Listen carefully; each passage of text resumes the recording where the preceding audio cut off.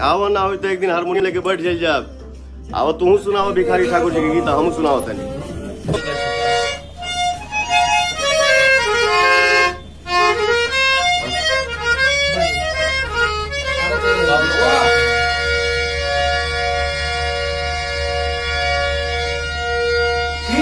की बिसल हरी न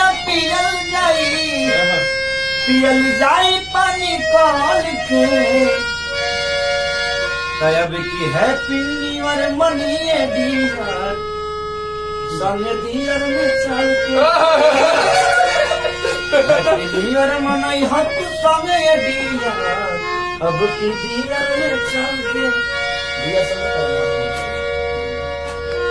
मुर्गा कटाई ओ अरे लकड़ी गहिया